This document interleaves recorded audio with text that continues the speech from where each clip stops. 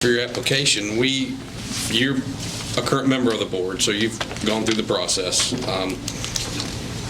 I apologize for the audience because what I say has become redundant over and over to everybody coming up. So tell us a little bit about yourself, and then if you're not opposed, we ask a standard set of questions to each applicant. So if you give us a little background and then open for questions.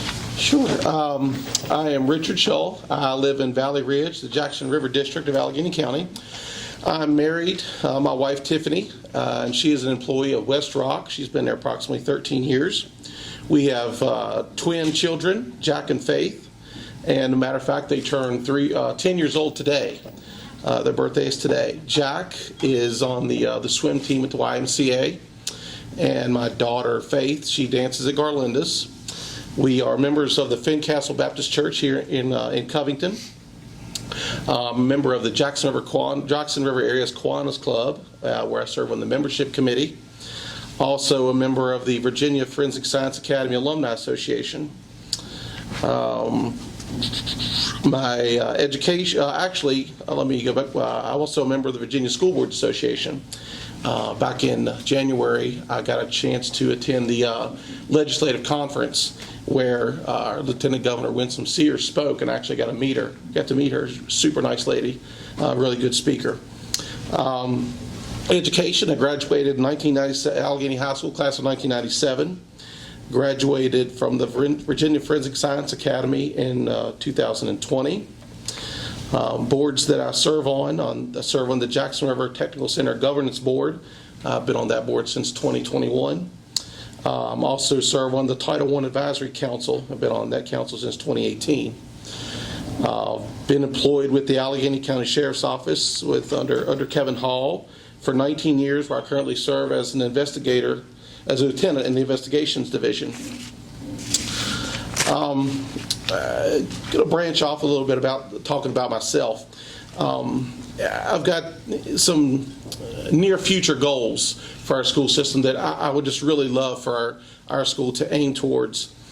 And that is, one of the goals is I would like to, during the pandemic, of course, we lost several kids to, of course, everybody went homeschooling, virtual. And there's a group of parents that, from what I've heard from speaking to people, who still have not brought their kids back into the school system. They've continued to either homeschool them or some other kind of alternative education.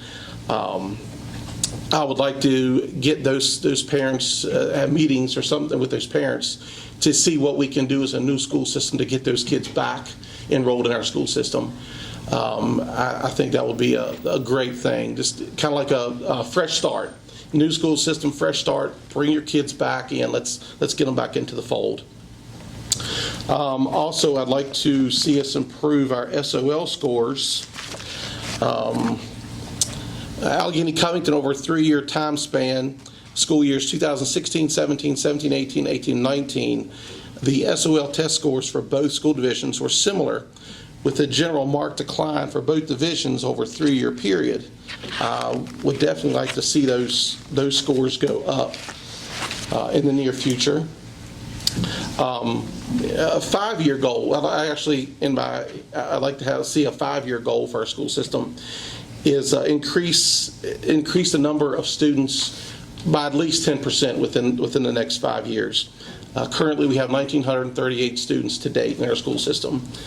But the only way we're going to be able to do that is, of course, bringing in economic development and bringing in new jobs. And I guess it's where the board and our school system kind of work together to where we can entice people to bring their kids into our school system. People look at the area, look at the economy, look at the housing market, and then they look at the schools. And these are all areas people look at before deciding to move here. Very optimistic about what's going on in our area, both on the economic development front and our school system. We're definitely on the upside with going into our school system, I feel. With that, I'll take your questions. Only the easy ones, no hard ones. Mr. Knightley is going first. Mine's easy. You've been on this consolidation since almost from the beginning. Why did you choose to vote to close your practically new middle school? I didn't come onto the board until November of 2020. When I came onto the board, everything was all four governing bodies. Both school boards and the Board of Supervisors had already voted. The only thing that was to happen after that was the legislature.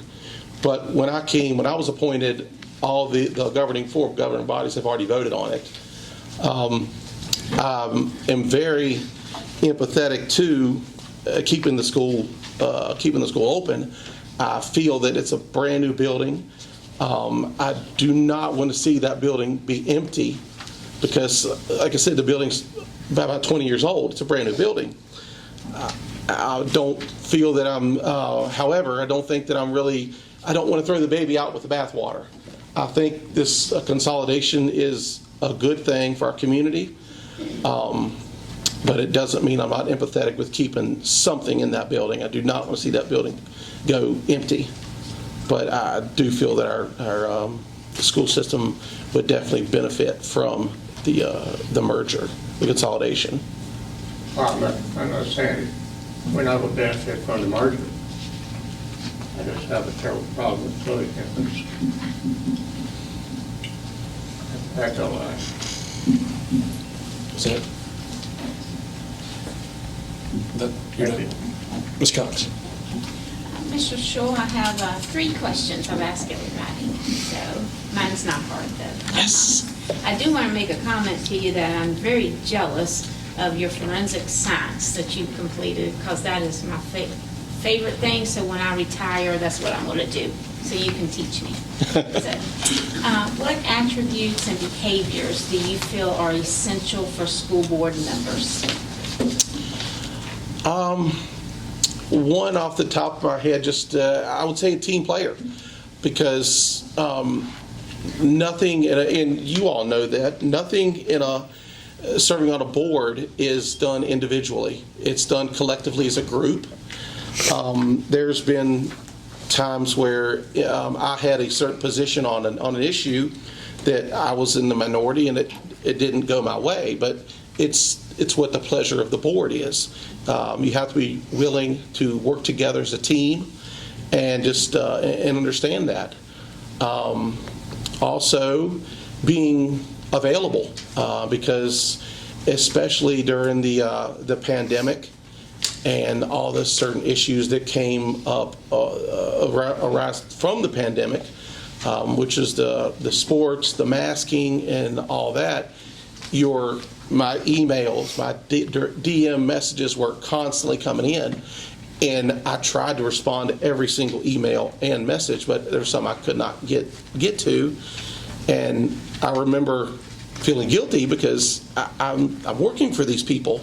I want to get to them. I don't want them to think their voice is going unheard. But I guess availability and being able to be a team player. Second question, what do you feel is the best way to address differences of opinion on the board or between the board and the administration? Being able to agree to disagree. You can't sit there and be like, well, I want it my way or no way. It doesn't work like that on a board. I mean, you have to be willing to go into these meetings and deal with these issues with the mindset of, this may very well go my way, and that's great, but not every time it's going to go your way.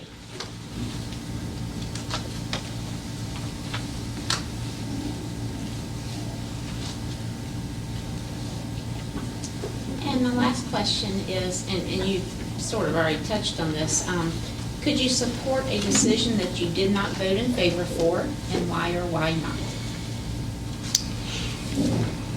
My position on issues that have come up that I wasn't in favor of is usually I didn't agree with the decision, but however, the board has spoken, and I will support the board's decision because we collectively voice our opinions in these meetings, and the board votes and speaks how it speaks. Thank you. Okay, howdy, how are you? What's up, Doc? Good. Hit me with it. How important is it to you that you expose children to a diverse range of opinions, thoughts, cultural backgrounds, economic theories, etc.? Is it important to teach controversial subjects in school? And how would you react if someone tried to ban a controversial topic from the school system? I feel just as a public school system, keep the basics: reading, writing, math, social studies, history. I mean, that's what we're there for, to teach our kids the basic education, how to read, write, do math, teach them the history and social studies, things like that. But going down the rabbit holes of actual specific cultural or politically on fire issues, I just don't think that's a position, the place for a school system to get involved in. Stick with the basics. Thank you. Mr. Griffith? Good afternoon. How you doing, sir? Advancement in technology and trade schools.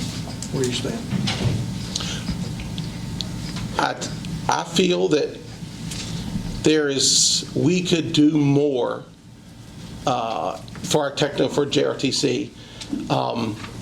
Those jobs are in such high demand because you just can't find a plumber, an auto mechanic, or anything like that anymore. And nowadays, these students are going out who are graduating with a trade certificate.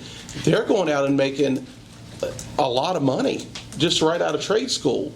And some years back, there was this stigma that was placed on these trade schools, and everybody was pushed. You need to go to college, go to college, go to college if you want to be anything in this life, which that's just not true. I mean, auto mechanics, plumbing, carpentry, welding, these are areas that we should, and HVAC, we definitely need to put a lot of emphasis into our technical center. It's definitely worthwhile, a good investment. Not saying college is not, but just as important. One more question. Parents' rights on what's taught in the schools. Where do you stand? As far as what I spoke of in Dr. Going's question, or anything in particular? Where does the parents' rights, they have an opinion, and what's taught in school? Where do you stand with them having that right? I want to hear every parent